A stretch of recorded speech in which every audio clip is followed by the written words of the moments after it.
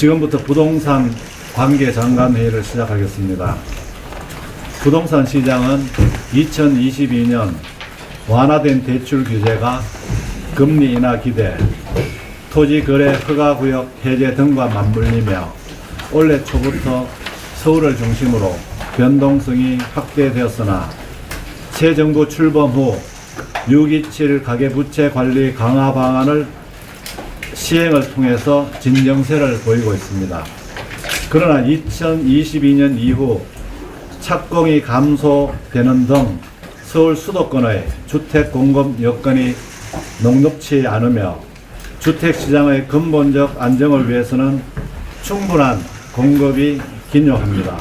앞으로 정부는 국민 주거 안정을 최우선 목표로 수요와 공급 양 측면을 균형 있게 고려해 부동산 시장을 안정적으로 관리해 나갈 것입니다. 이러한 원칙 하에 주택 공급 확대 방안을 마련했습니다. 정부는 2030년까지 5년 동안 수도권에 총 135만 호의 주택을 짓겠습니다. 이는 연평균 27만 호로 1기 신도시가 매년 만들어지는 것과 맞먹는 규모입니다. 기존에는 개별 사업들의 단편적인 공급 목표를 제시하거나 체감도 낮은 인허가를 기준으로 공급 계획을 수립해 왔습니다. 그렇지만 국민주권정부는 이전 정부와는 달리 착공이라고 하는 일관된 기준에 따라서 국민 여러분이 선호하는 위치에 충분하고 지속적인 주택 공급을 추진하겠습니다.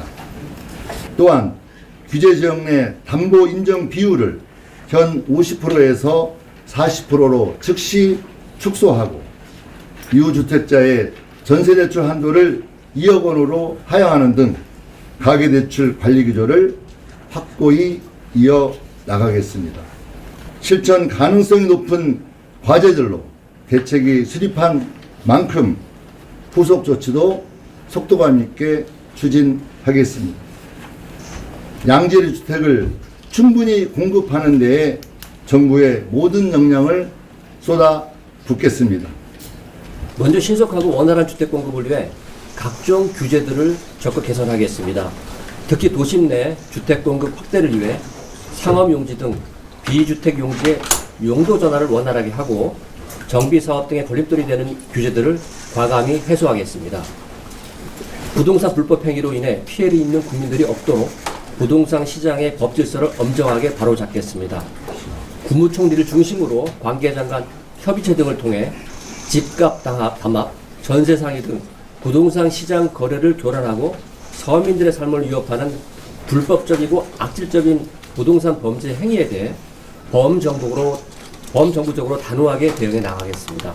앞으로도 정부는 주택시장 안정과 실수요자 보호를 위해 필요한 조치들을 적기에 시행해 나가겠습니다. 국세청도 이재명 정부의 부동산 정책 기조에 발맞춰 편법 증여 등 부동산 탈세 행위가 시장 안정을 훼손하는 악순환이 반복되지 않도록 부동산 거래 과정의 탈세 행위에 대해서는 언제나 법과 원칙에 따라 엄정하게 대응하고 있습니다. 지역의 30억 원 이상 초고가 주택 거래와 그 외에 자금 출처가 의심되는 거래는 빠짐없이 전수 검증하겠습니다.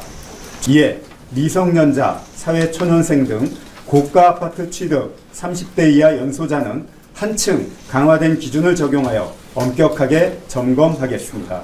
국세청은 부동산을 이용해 정당한 세부담 없이 몰래 부를 이전하거나 자산을 증식할 수 있다는 잘못된 인식이 바로잡힐 수 있도록 부동산 관련 탈세 행위에 대해서는 가용한 수단을 모두 동원해 끝까지 추적하고 탄로한 세금은 예외 없이 추징하겠습니다.